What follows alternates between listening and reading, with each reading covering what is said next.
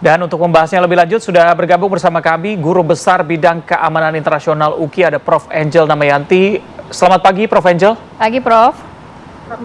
Selamat pagi Mas Reza, Mbak Rati. Baik, Prof. Angel, yang cukup menarik adalah pernyataan Netanyahu tadi yang menyatakan bahwa ketegangan sudah mereda, paling tidak saat ini begitu. Akan bertahan berapa lama ini? Ya, ini menarik ya, gencatan senjata yang harusnya dimulai dari hari Sabtu atau Minggu, itu ternyata dilanggar di hari Senin gitu ya, tidak lama setelah gencatan senjata. Sehingga kalau Netanyahu mengatakan ini bisa bertahan lama, saya agak ragu, karena yang gencatan senjata dengan Hamas saja sudah dilanggar juga tuh dari jauh-jauh hari.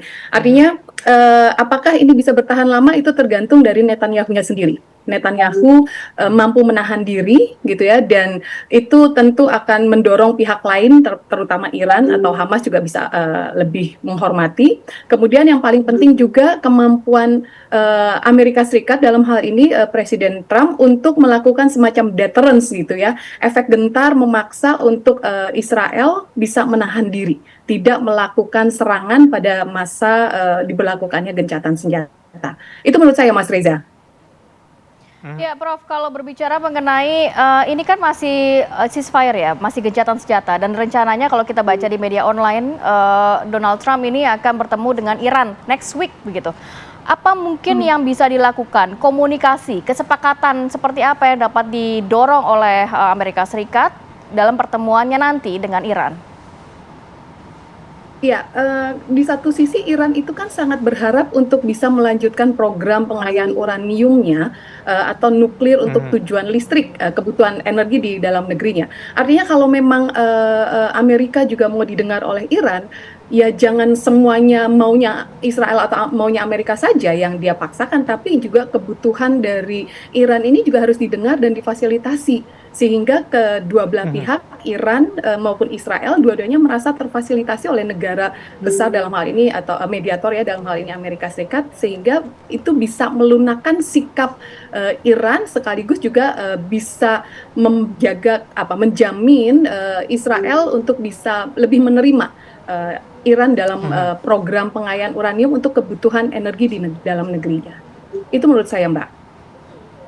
Oke, Prof. Angel, yang cukup menarik adalah mungkin ada pembahasan mengenai miskalkulasi dari Israel. Tidak melihat bahwa kekuatan militer dari Iran sebegitu besarnya begitu. Apa dampak dari serangan ini terhadap internasional, terutama di kawasan regional bagi Iran?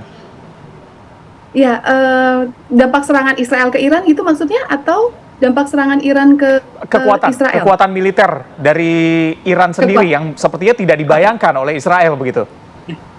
Betul-betul, ini memang yang tidak diprediksi sebelumnya oleh Israel, atau bisa jadi juga karena Israel sudah kelelahan ketika menghadapi Hamas gitu ya, sehingga dia banyak terkuras energi di sana, dan ketika berhadapan dengan Iran, sementara Iran kan selama ini tidak terlalu banyak membuang senjata pelurunya gitu ya, baru ketika berhadapan dengan Israel dikeluarkan.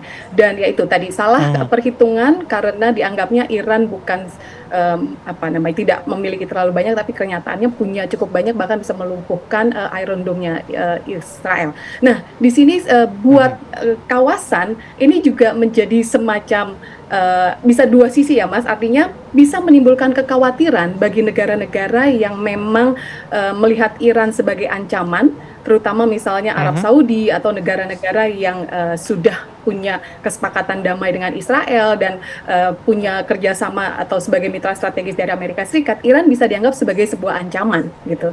Tapi di sisi lain Iran juga bisa dianggap sebagai kekuatan pengimbang bagi negara-negara yang selama ini sepertinya terlihat hegemon atau pro barat ya, yang hegemoni di kawasan. Nah, Iran ini bisa menjadi pengimbang.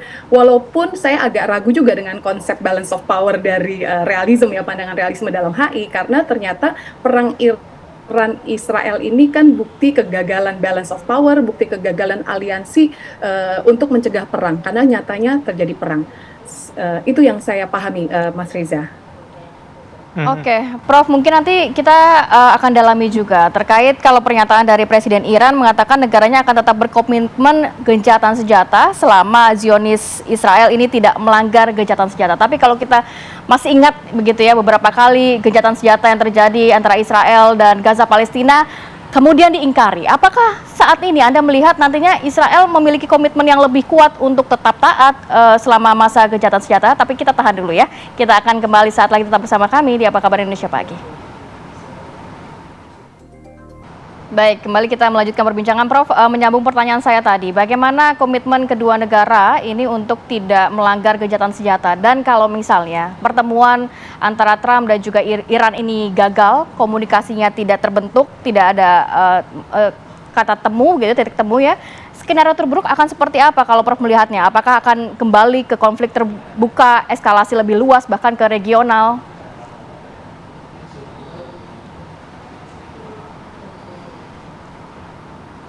Ya, Prof. Iya, mohon maaf Mbak Rati, suara saya terdengar? Terdengar, Ya, silakan. kedengaran ya suara saya? Silakan, Prof. Ya, begini, menurut saya ada satu dalam konsep dalam HI itu ada namanya deterrence. Deterrence ini artinya memberikan efek gentar kepada pihak yang dianggap sebagai ancaman.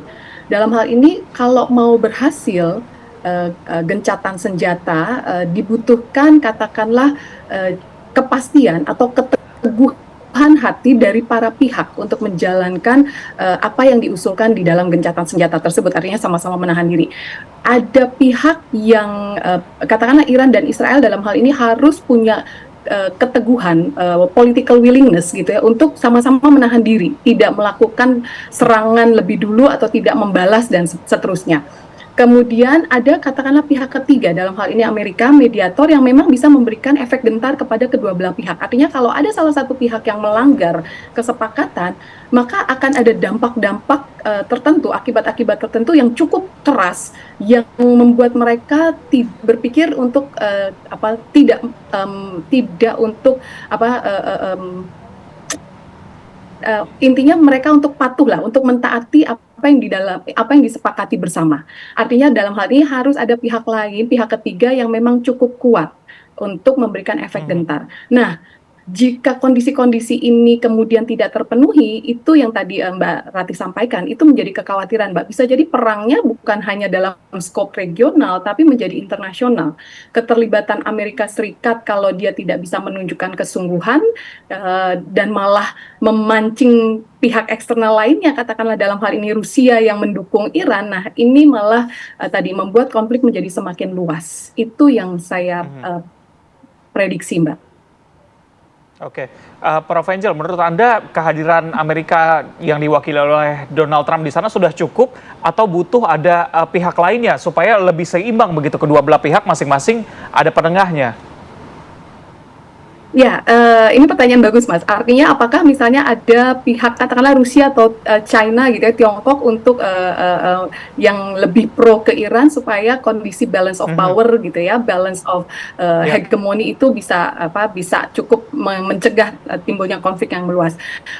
Satu sisi itu bisa menjadi solusi, tapi di sisi lain saya juga tadi khawatir kalau misalnya kondisi-kondisi supaya sedikit memaksa pihak yang bertikai ini lemah, malah kemungkinan perang meluas itu terjadi. Jika dalam hal ini komitmen dari pihak eksternal, katakanlah dalam hal ini Amerika atau ada pihak lain yang nantinya terlibat, katakanlah Rusia, ini juga kedua belah pihak ini harus bisa menahan diri.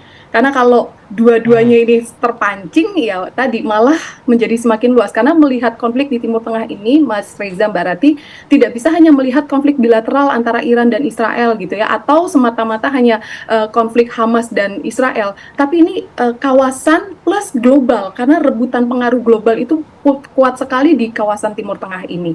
Itu yang saya lihat, Mbak. Jadi harus hati-hati dan butuh komitmen tegas, nyata gitu dari pihak-pihak yang terlibat atau pihak eksternal yang memang kita yakini bisa memberikan efek gentar. Begitu, Mbak. Baik, terima kasih banyak Prof. Angel Damayanti, Guru Besar Bidang Keamanan Internasional UKI. Kita juga harapannya nantinya dengan gencatan senjata ini benar-benar akan menurunkan eskalasi dari serangan-serangan baik di Iran maupun di Israel. Terima kasih banyak Prof, sehat selalu. Assalamualaikum.